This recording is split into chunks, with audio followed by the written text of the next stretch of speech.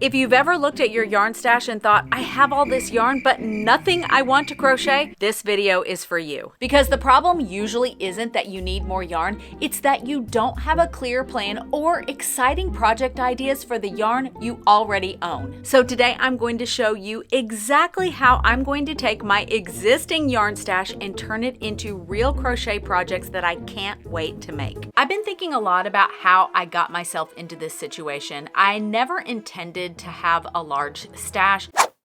The first and most important step, and the one that I think makes the biggest difference, is to curate your yarn stash. Your interests and tastes change, and that yarn that you bought 3 years ago that you thought you were going to love forever is now just collecting dust, and it deserves to be used. But that person doesn't have to be you. There can be a lot of guilt around buying yarn that we end up never using, and trust me, I totally understand. But we can reframe that guilt and turn it into something positive. There are so many different ways that you can go about destashing your yarn. One thing you can do is to sell your yarn, and you can start in your local community with a yard sale or even on Facebook Marketplace. But there are so many online options as well. You could sell it on eBay, but you can also go into the Ravelry destash group and list your yarn there. One of my local yarn shops, Hearts on Fiber in Davidson, North Carolina, recently started buying yarn from their customers and they're selling it, which I think is an amazing idea. Another idea is to just donate the yarns to local charities. I've done this many times and it feels so good that my yarn is going to a new home, it's going to get used, and the proceeds are going to causes that I want to support. So now we gotta quit talking about it and actually go do it.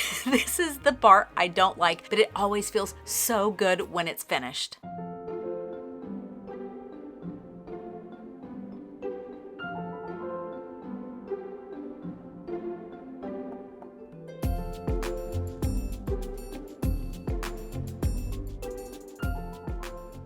I just found the largest pile of yarn barf in my scraps that I've ever seen before. This is Karen Macchiato Cakes. I love this yarn, but I am disgusted with myself that I just put it away like this. So I'm gonna cake it up and I'm hoping that it's not gonna take too long, but I cannot put it back in my stash like this. Disciplined, organized Elise in 2026 would not put this away like this. Oh, this is a mess.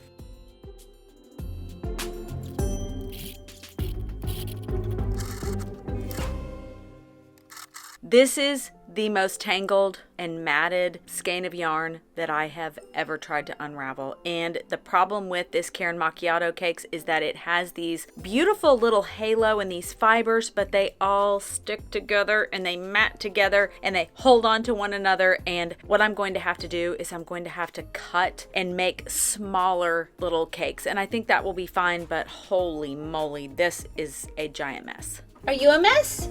Pickle's a mess.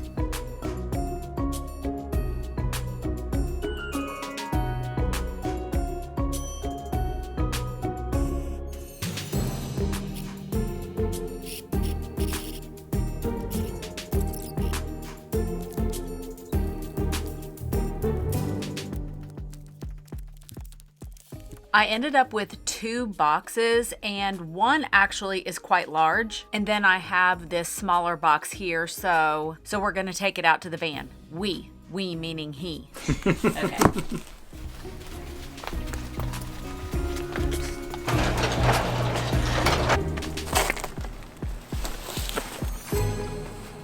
Off to work.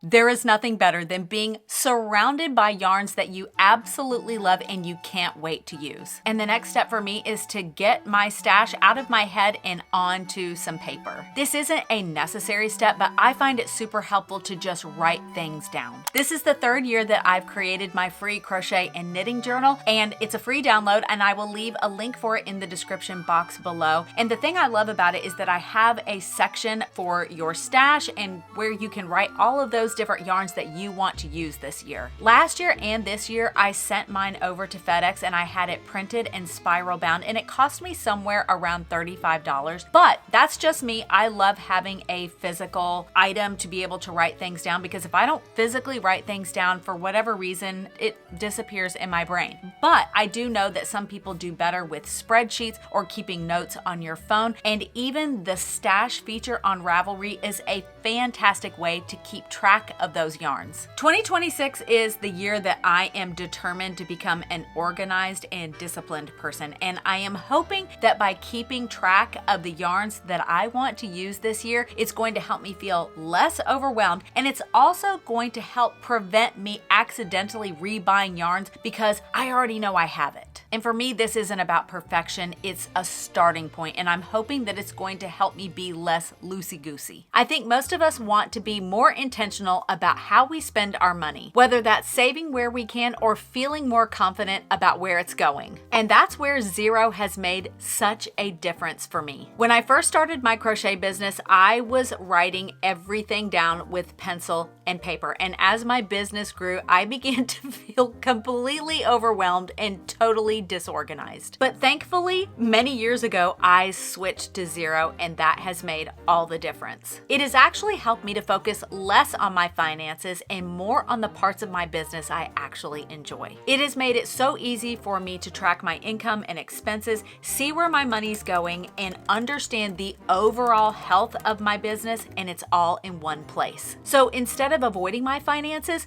I feel in control, and that is such a good feeling. Just like being intentional about your yarn stash helps you to avoid unnecessary spending and actually enjoy what you have, being organized with your finances helps you run your business with peace of mind instead of stress. Xero has given me that structure behind the scenes, and it's something I've relied on for years. So if you've been thinking about trying Xero, now is the perfect time. You can get 90% off for 6 months by using my link in the description box below. Thank you so much to Xero for sponsoring today's video.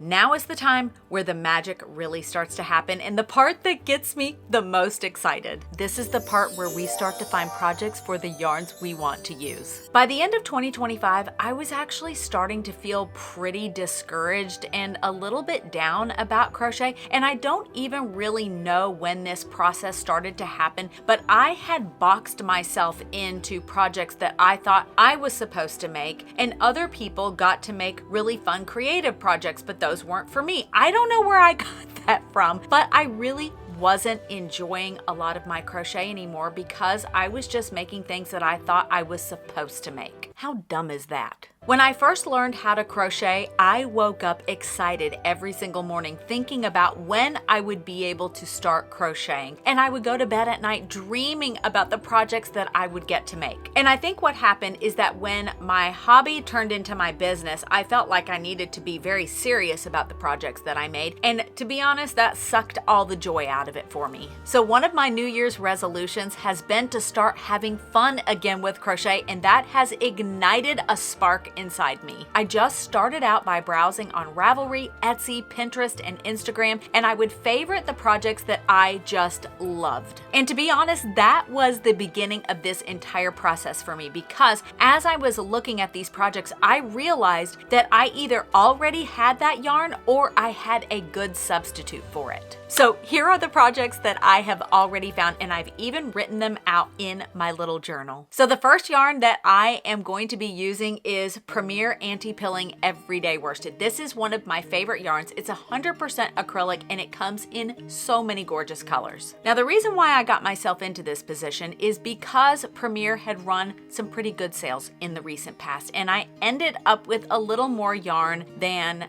was probably healthy. As I was doing my research, I kept being really drawn to sunburst granny squares every time I would see them on Instagram or Ravelry or Pinterest Pinterest or Etsy. I just felt so drawn to them that I decided that that's exactly what I was going to do. I was going to make a sunburst granny square blanket. Okay, I'm sorry. I am going to try to tone it down just a little bit. I am literally, my heart is beating so fast right now because I'm so excited about this project. It's just brought so much joy to me. And at first I thought I was just going to make a scrappy sunburst granny square blanket, but then I found myself just being drawn to these pinks and mustard color and whites and just a tad bit of this duck egg blue. And I think that this may be one of the most beautiful crochet blankets that I've ever made. All I want to do is chuck all of my responsibilities and work on this, and it just feels so good that I'm using the yarn that I already have. This is the next yarn in my stash that I am going to be using up, and this is Paint Box Wool Mix Aran. I originally got this to make amigurumi with, and it is a fantastic yarn for amigurumi, and it comes in so many fun colors, and I have quite a few of them. So when I saw this granny square sweater from Zines and Roger, I knew right away, like, all right, this is exactly what I'm going to do, because I recently realized that I have made many crocheted garments for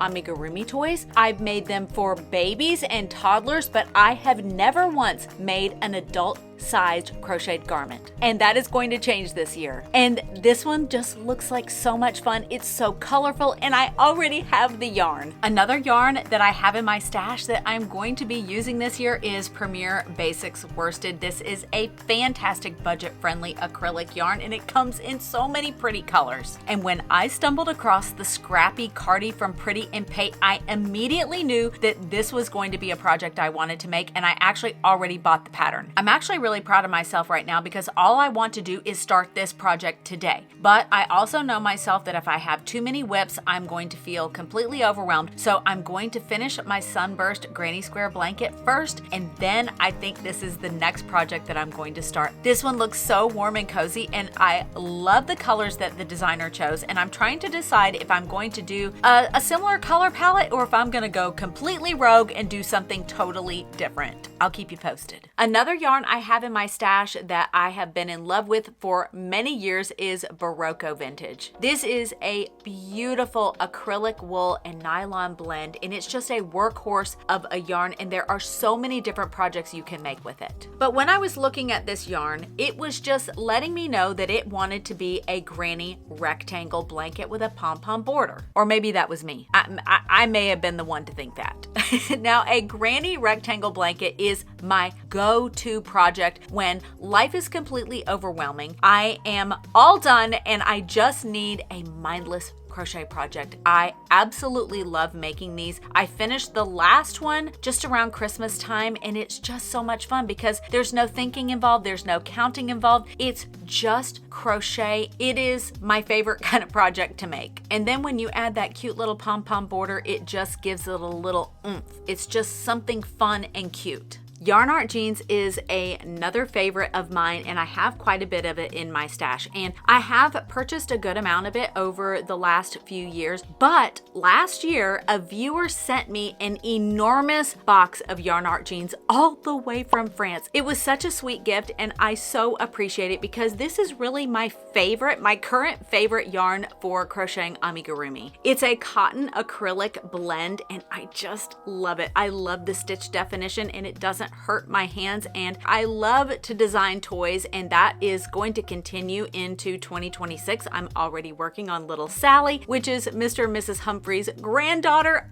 She's so cute, and I cannot wait to finish her. So that is my plan, is to continue to work down my Yarn Art Jeans with more amigurumi designs. So for me, this is just the jumping off point, and I have been brutal about the projects that I have chosen. I am only picking the crochet projects that literally get me so excited that I can barely stand it. I'm not putting any projects on my list that I'm like, oh, that's cute, maybe that'd be fun to make. No, they have to be absolute bangers. They have to be the kind of project that I can barely go to sleep at night. Those are the only ones that are going on my list. And one of my favorite research resources on Ravelry, try saying that 3 times, is the advanced search function where you can look up specific yarns. I love that you can see all of the different crochet patterns that have been designed mind using that yarn, but I also like seeing the different projects that people have made using that specific yarn. Another resource that I really like is the website YarnSub. Let's say you find a project and you absolutely love it, but you're not sure if the yarn that you have in your stash is a good substitute. You can actually put the information into YarnSub and find out if it's a good substitution. One thing I think is really important is to give ourselves permission to change our minds. I used to be so rigid, and if I wrote something down, I would force myself to do it even if I no longer wanted to. Now, I do think that there is a time and place to be disciplined and to follow through with things that we have decided to do. But now that I'm in my 50s, I'm ready to have some dang fun. So if you need permission to change your mind, here it is. You are allowed to decide if a project is no longer working for you or if that yarn no longer sparks joy. Creativity is meant to serve you, not the other way around.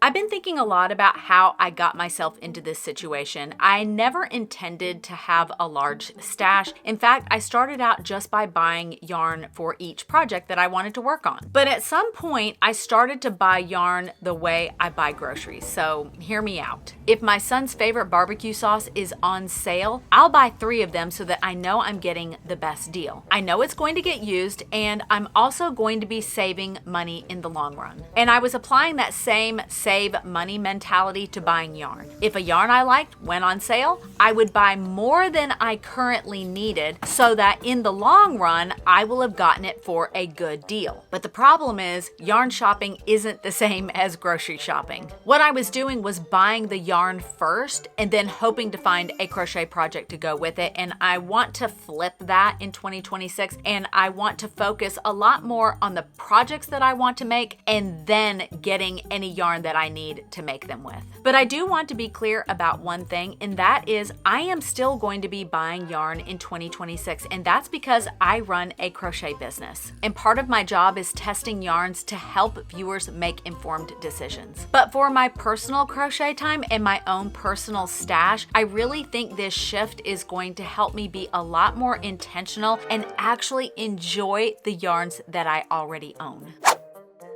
We are constantly being marketed to and made to feel like if we don't have the latest, greatest yarn, we're missing out. And the truth is, we're not. Most of the time, we just need a little organization, a little inspiration to get us excited to use the yarns that we already have. And make sure to get your 2026 free crochet and knitting journal. I've left a link for it in the description box below. I hope you have a great rest of your week. Stay safe and happy stitching.